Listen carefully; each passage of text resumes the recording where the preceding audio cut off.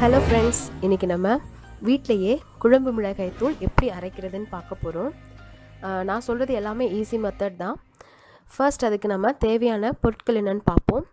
அதனுடைய ரேஷியோவும் எவ்வளோ போடணும் அப்படின்றதையும் நான் சொல்கிறேன், அதையும் நீங்கள் நோட் பண்ணிக்கோங்க. ஃபர்ஸ்ட் நம்ம எதை எடுத்துக்கிறோன்னா கடுகு எடுத்துக்கிறோம்.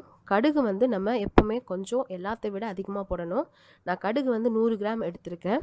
மஞ்சள் 150 கிராம், அதாவது நமக்கு நல்லா குழம்பு மிளகாய் தூள் நல்லா கலராக இருக்கிறதுக்காக மஞ்சள் நான் 150 கிராம் எடுத்துக்கிறேன். அதுக்கப்புறம் சீரகம் 50 கிராம் எடுத்துக்கிறேன். நம்ம சாப்பாடு அரிசி இருக்குல்ல, அது 50 கிராம். சோம்பு 50 கிராம். மிளகு 50 கிராம். வெந்தயம் 50 கிராம். கடலைப்பருப்பு 50 கிராம். அதுக்கப்புறம் நம்ம காஞ்ச கருவேப்பிலை எடுத்திருக்கேன் நான், அது ஒரு கைப்பிடி எடுத்துக்கோங்க. மல்லி 1 கிலோ எடுத்திருக்கேன் நான். காய்ந்த மிளகாய் 1 கிலோ எடுத்திருக்கேன். ஸோ இது நம்ம அவங்கவுங்க டேஸ்ட்டுக்கு தகுந்தாப்பில் எடுத்துக்கலாம். ஒரு சிலவங்க நல்லா காரமாக சாப்பிடுவீங்க, அப்படி இருக்கவங்க மிளகாவையும் மல்லியையும் சேர்த்து இது ஒரு கிலோனா அது 1 கிலோ அப்படி எடுத்துக்கலாம். ஸோ அதுவும் நல்லா டேஸ்ட்டாக தான் இருக்கும், அது கொஞ்சம் காரமாக இருக்கும் நமக்கு.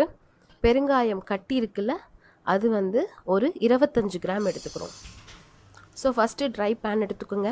அதில் நம்ம எடுத்து வச்சுருக்க ஒவ்வொரு பொருளையும் நம்ம ட்ரை ரோஸ்ட் பண்ணி எடுக்க போகிறோம். ஃபர்ஸ்ட் நான் கடுகு ட்ரை ரோஸ்ட் பண்ணுறேன். எப்படி பண்ணுறேன்னு பாருங்கள்.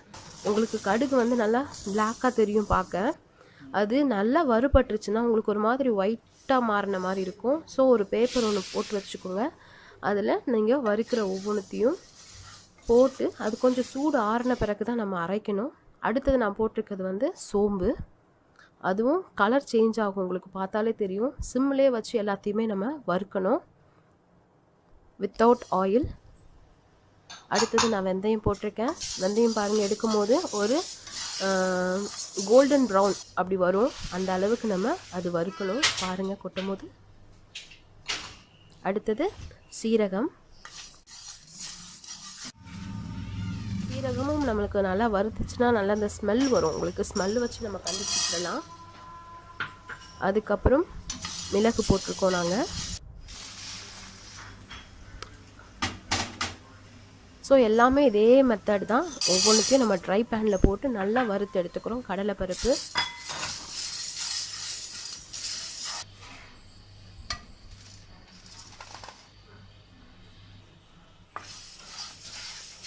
அரிசி நல்லா உங்களுக்கு பொரிஞ்சு வரும். பார்த்தீங்களா அரிசி எப்படி நல்லா பொரிஞ்சிருக்குன்ட்டு. ஸோ நம்ம வறுக்கிறது எதுவுமே தீஞ்சு போயிடக்கூடாது, இல்லை கரிஞ்சு போயிடக்கூடாது. கரிஞ்சு போயிடுச்சுன்னா நமக்கு டேஸ்ட்டு மாறி போயிடும். இப்போ நான் மல்லி போட்டிருக்கேன், உங்களுக்கு காட்டுறதுக்காக கொஞ்சோண்டு போட்டு தான் ட்ரை பேனில் ரோஸ்ட் பண்ணுறேன். அடுத்தது நம்ம எல்லாமே நம்ம வறுத்து வச்சுருக்கோம். அந்த எடுத்து வச்ச மஞ்சள் அது உள்ளே போட்டு கொஞ்சம் அது மேலே ஹீட் ஏறுற மாதிரி நம்ம என்ன பண்ணணும்னா அதுக்கு மேலே நம்ம மீதி வறுக்கிறது எல்லாத்தையுமே அது மேலே போட்டு வைக்கணும். ஸோ இப்போ நான் காஞ்ச மிளகாய் ரோஸ்ட் பண்ண போகிறேன். ஸோ காஞ்ச மிளகாய் எப்போவுமே நமக்கு அப்படியே ஒரு மாதிரி புகையும். அதுக்காக என்ன பண்ணிக்கிறேன், நல்லெண்ணெய் சும்மா ஒரு 2 ட்ராப் ஊற்றி அதை நல்லா வறுத்துக்குங்க.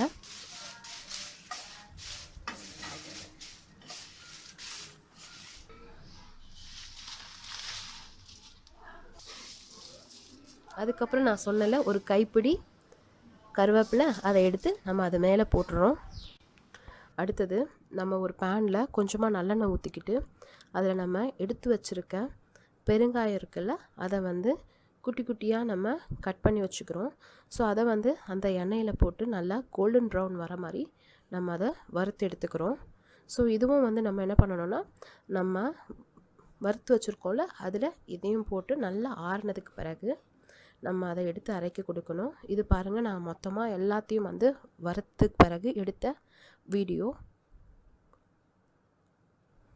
இப்போ நம்ம மிஷினில் கொடுத்து அரைச்சிக்க வேண்டியதான். ஸோ நாங்கள் அரைச்சது மொத்தமாக 3 கிலோ வந்திருக்கு. அது அரைக்க வெறும் 90 ருபீஸ் தான் ஆச்சு. ஸோ இது நம்ம அரைச்சி வச்சுக்கிட்டோன்னா எல்லா குழம்புக்கும் இந்த குழம்பு மிளகாய் தூள் நம்ம யூஸ் பண்ணிக்கலாம். கூட்டுங்களுக்கு கூட நம்ம யூஸ் பண்ணலாம். ப்ளஸ் இது நம்ம அரைச்சி வச்சோன்னா நமக்கு பெனிஃபிட் தான். எப்படின்னா இந்த 3 kg நமக்கு ஒரு 6 மந்த்ஸ் கிட்ட நமக்கு தாராளமாக வரும். ஸோ நீங்கள் கண்டிப்பாக இதை ட்ரை பண்ணி பாருங்கள். ட்ரை பண்ணிவிட்டு எங்களுக்கு கமெண்ட் பண்ணுங்கள். மற்ற எல்லாத்துக்கும் இதை ஷேர் பண்ணுங்கள். தேங்க்யூ. இது வரைக்கும் ஜெசி சேனலை சப்ஸ்கிரைப் பண்ணலன்னா சப்ஸ்கிரைப் பண்ணுங்கள். கூடவே இருக்கிற பெல் ஐக்கானை ப்ரெஸ் பண்ணுங்கள். எங்களுடைய ஒவ்வொரு வீடியோஸையும் நீங்கள் மிஸ் பண்ணாமல் பார்க்கலாம். தேங்க்யூ.